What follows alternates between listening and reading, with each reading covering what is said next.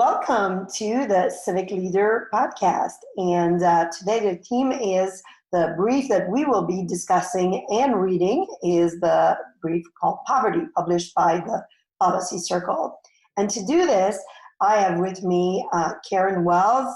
I'm so honored that you are joining me for this conversation and reading of the Policy Circle brief on poverty. Karen, welcome to the Civic Leader podcast.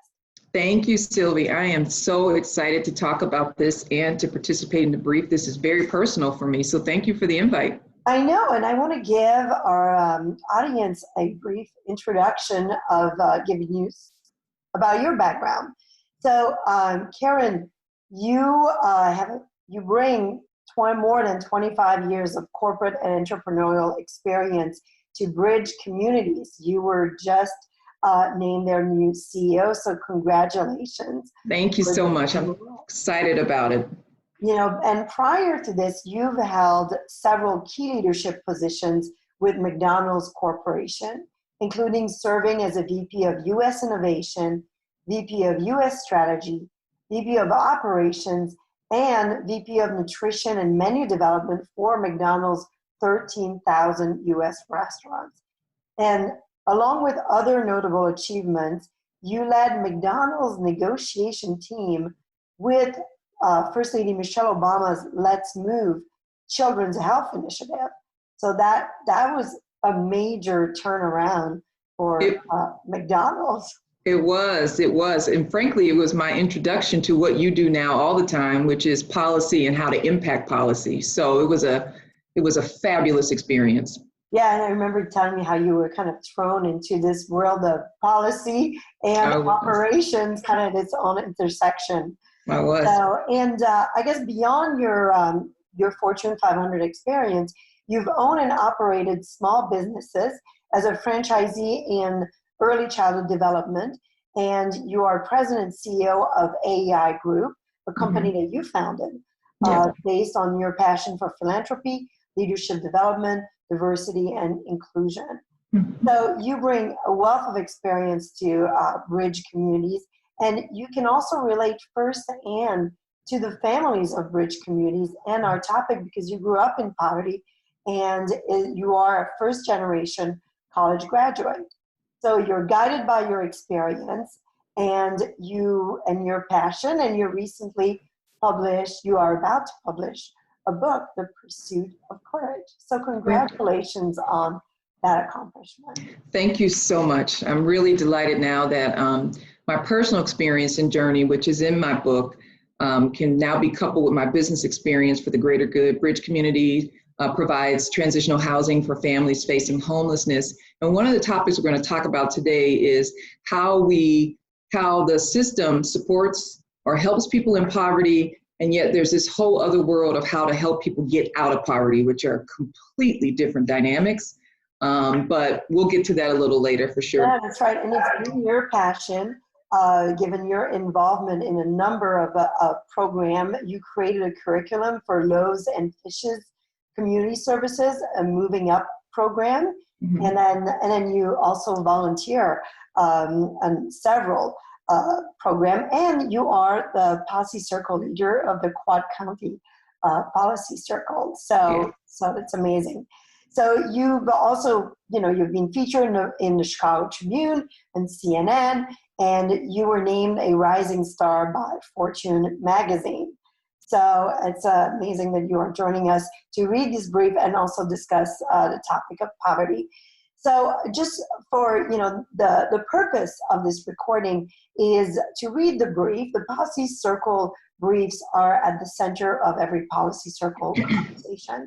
The goal for each circle is to really dive into a complex topic and for all of the participants of the Policy Circle to come prepared, having read a substantive brief that provides some background, a 360 on the issues, some of the facts to really help everyone frame their understanding and identify which needle they want to move in their own communities. That is really the goal. So today we will be reading the brief and having some conversations with Karen based on her experience, my experience, around the issue and the solutions to change, to make a change on this important topic. So Karen, I'd love to first, you've introduced a little bit your background. Would you like to add anything before we start reading the brief? Sure. I just want to add, again, it's an honor to be here, Sylvie. Thank you for allowing me to participate. This topic of poverty is complex, and there's so many different perspectives and ways to look at it. And I'm grateful, having grown up in poverty, that there were some governmental solutions, but man, to address it and actually help to eradicate it, there's so many different avenues that I think we can explore. So I'm excited to kind of dive into the brief and add some texture and a little color to it from a personal standpoint, as well as some statistical and some facts that I've had a chance to take a look at that I think could complement this as well. So I'm ready to get started. I'm excited to do so. Perfect. Well, let's get started. So okay. We'll be alternating reading the brief and conversation. So go ahead. Well, I'm going to get started. And poverty has always been considered America has always been considered the land of opportunity. Unfortunately, individuals can find themselves trapped in a spiral of poverty, preventing them from reaching their full potential. This brief that Sylvie and I will have the pleasure of reading to you today and discussing covers what human creativity can accomplish in an entrepreneurial economy regarding the issue of poverty. So we'll review with you in this next hour or so the introduction, putting it into context, the role of government, current challenges and areas for reform, and then we'll have some discussion at the end. So let's get started. Historically, America has taken care of its poor by helping them improve their circumstances, which allows them to rise out of poverty. Franklin D. Roosevelt, whose New Deal laid the foundation for today's welfare programs with the Aid to Dependent Children program in 1935, believed welfare could tear apart the American spirit. He said, continued dependence upon relief induces a spiritual disintegration fundamentally destructive to the national fiber. To dole our relief in this way is to administer a narcotic, a subtle destroyer of the human spirit. Government assistance to the poor was never meant to keep people trapped in poverty, yet many of today's programs do just that. So if current policy is not working, what needs to happen to increase opportunity and upward mobility for all? Let's take a look at a brief case study. From Kimmy Gray, became a national figure because of her efforts to empower residents of public housing. She was the divorced mother of 5 children in her early 20s, living in one of Washington, D.C.'s most notorious open-air drug markets. Chronically neglected by the DC Housing Authority, the residents were often without heat or hot water for weeks at a time. Kimmy took on management duties for her development. Within 6 months, she organized and hired residents and instilled discipline and a sense of hope that revived the entire complex. Even though she was a high school dropout, she managed to send all 5 of her children off to college, and countless residents sought her help in sending their children to college as well. As a consequence, Kimmy created an initiative called College Here We Come that enabled 600 youths from her public housing development to attain higher education. The initiative made national news. Yet when 4 of the students came home on semester break, they were ashamed to bring their friends. That set Kimmy on a quest to promote improvements in her complex. She was elected resident leader and galvanized the entire neighborhood in a massive restoration effort that drove out the drug dealers and promoted personal responsibility. Kimmy's approach was no nonsense and entailed high standards. Her efforts virtually wiped out teen pregnancy and helped to make Kenilworth Parkside not only one of the safest places to live, but a place that saw a dramatic reduction in welfare dependency as well, according to Bob Woodson from the Ripon Society. You can see more about Kimmy's life. As you can see, there's an embedded link for the C-SPAN interview. So why does this matter? Poverty has a human and financial price tag. And might I add, it also has an emotional and mental health price tag. Many people for whom poverty is a stark reality are less able to engage in life, liberty, and the pursuit of happiness. Studies have shown that poverty is a top predictor of stress and poor cognitive performance.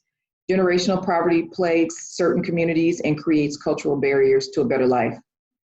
Poverty also costs big money. More than $23 trillion has been spent on poverty relief programs over the past 50 years, and yet the overall poverty rate has barely moved. This affects the entire population, from understanding how tax dollars go to social safety net programs to accounting for the massive debt caused in part by public spending and anti-poverty programs. If these expansive efforts are making little headway, finding ways to make lasting changes in people's lives at the local level, like Kimmy Gray did, may be the key to alleviating poverty. So, putting it in context. So, history. 2 centuries ago, most Americans, at least 90%, were desperately poor by today's standards. Most houses were small, ill-constructed, and poorly heated and insulated. Based on federal family income estimates, 59% of Americans lived in poverty as late as 1929, before the Great Depression. In 1947, the government reported that 32% of Americans were poor.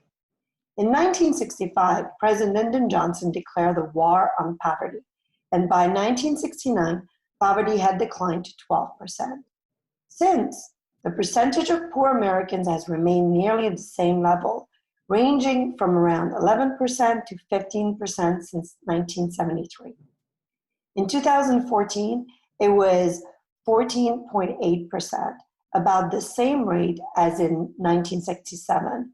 In 2018, it was 11.8%, representing 38.1 million people, and down a slight 0.5% from 39.5 million people in the 2017 census. In other words, poverty was declining in America before the huge growth in government spending on poverty programs. Despite U.S. taxpayers having spent approximately $23 trillion over 100 anti-poverty programs since 1965. There have been not been significant declines in poverty since. I'd like to add that we are recording this in a really unique time where unemployment rate is now reaching in the last month 14%. There's 33 million people unemployed because of the coronavirus crisis. And poverty is something that is really staring at many in our communities right now. So I'll continue on here with the numbers that we have, but it will be interesting to see how this gets updated later this year. According to the most recent census data from the Survey of Income and Program Participation in 2012, 21.8% of all U.S. families participated in at least one welfare program. This results in a hefty sum. The federal government spends $738 billion on 13 welfare programs in 2018. Adding in Social Security and Medicare, welfare programs amount to approximately 18% of the federal budget. In 2017, state and local governments spent an additional $231 billion on anti-poverty programs, including $59 billion on welfare programs and $172 billion in Medicaid. Data from the Organization of Economic Development, the OECD, show the US is the second highest social spender, 30% of GDP, across member countries, just before France, which is at 32% of GDP. I would add to that, in looking at statistics from 2018, as it had mentioned, we were down to 11.8%, the poverty rate.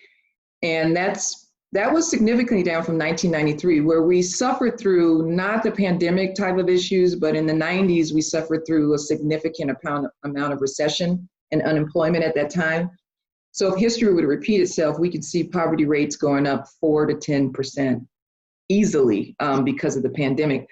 The sad point of this statistic is that we didn't note is that I think is worth noting two things. One is in that 11.8%, 16.2% are children in poverty. And so it really becomes, particularly as a mom, and having grown up, my mom was a mother of 7 children, single mom.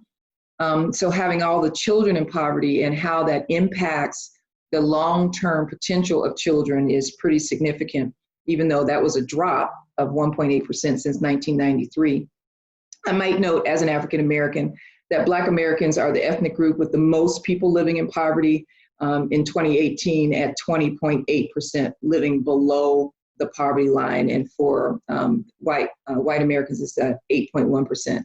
So there is, there's so much background that goes between that from an ethnic standpoint and from a demographic standpoint, that so many children are in poverty. Yeah, thanks for pointing that out. No worries. Yeah. So let's talk about understanding poverty. To understand how to fight poverty, it helps to better understand the underlying causes. Those living in poverty are often cut off from the three crucial sources of support: education, work, and family. In their well-known success sequence, Brookings Institute scholars Ron Haskin and Isabel Sawhill identified 3 steps to joining the middle class: at least finish high school, get a full-time job, and wait until 21 to get married and have children. I definitely want to pause and make sure we talk about those 3 points later. Their research shows that 2% of American adults who follow those 3 rules live in poverty. 3 rules live in poverty, and about 75% join the middle class. Haskin and Sawhill acknowledge there are likely to be other influences at play, but following these rules guides a young adult away from poverty and toward the middle class. So let's talk about the types of poverty. Robert Woodson of the Woodson Center has addressed poverty in toxic urban centers for 40 years. He outlines 4 categories of poverty and how each requires different solutions, demonstrating that there is no one-size-fits-all solution for eradicating poverty. Woodson's testimony on poverty before the U.S. House Committee on the Budget outlines the following categories. First category are people who have experienced an unexpected setback due to circumstances out of their control, such as the loss of job, home, spouse, or other supporting family members. Assistance to them serves as a bridge back to economic stability. They use government programs as originally intended as an ambulance service and not as a transportation system. The second set are people stuck in the poverty trap. I like to call it generational poverty, who are trapped in a vicious cycle. They know that as they earn or save money, their benefits will be reduced or terminated. For many, even with a job, a reduction in benefits can make it difficult for nearly impossible to live. Therefore, the de-incentives for becoming independent outweigh the incentives. This also relates to intergenerational poverty, defined as poverty and welfare dependency spanning multiple generations within a family. And that is something that I had experienced. Number 3, people with disabilities and suffering mental illnesses, many of whom will always be in need of some support. The country's aging population may fall into this category. Number 4, people suffering from alcoholism and addictions are poor because of the chances they take and the bad choices they make. Giving no strings assistance to this group enables them to continue their self-destructive lifestyles and injures with the helping hand. For this group, intervention is a necessary precondition for assistance so that they can move to the ranks of category 1, where assistance and opportunities can be a stepping stone towards self-sufficiency and upward mobility. If it were just that simple. It's so much more complicated than that, but that's a good starting point. It's a good start, Jan. There's a couple of things. So my family, my father was the first one in his family to get a college degree. Comes from a family of 11 children. My grandmother was a widow and then remarried and then a single mother. And in rural Quebec, where there were really no support, no resources, and my father had to trap rabbits to bring back home to eat, as well as slept in the schools where he went. There was no real public school system at the time that he was growing up. There's one dimension here is rural poverty is not really mentioned here, and I'm not sure where it would fit in with where there's a lack of opportunities. There's just a lack of opportunity from the environment that you are part of. So that's one piece that I think is not mentioned here. And I think like the gap in access to internet, to resources in remote communities really prevent them from actually really achieving their full potential and get out of poverty. So that's one dimension that I feel is not really represented here. And I think, Karen, I'd love to hear your other thoughts on these categories. Yeah, I think that there's 2 things talk about, I don't think enough time was spent on what I call generational poverty or intergenerational poverty. That is such a significant barrier to breaking the poverty cycle or continuum, because it's all you know. It's what your grandma was, it's what your mom was, what your uncles and aunts are. And so it really prevents children growing up in this environment and becoming adults to know that there's this other world out there that doesn't have to be ingrained in poverty. And I think that there is the mental piece of that can be so difficult. Such was the case for my family. We juggled somewhere between 1 and 2 when before my mom left and fled my dad due to domestic violence. We were living middle class Midwest, so we thought. I mean, we had a house, we had, running water. That all was good to me. And then when she fled and we left, and a single parent with an 8th grade education with 7 children, she actually had 9 surviving children, 2 were out of the house. It just became increasingly difficult. And we went back to the life that she came from, which was generational poverty. So, my point is that there's just so many different dynamics. And even with the billions and trillions of dollars spent, I want to talk about, another way for us to take a look at how we could address it. Yeah, it's true that I think this category 2 of the people stuck in the poverty trap, a better term would be this intergenerational poverty, I think, too. Right. And then even it could be even like teased out. Yeah, I agree.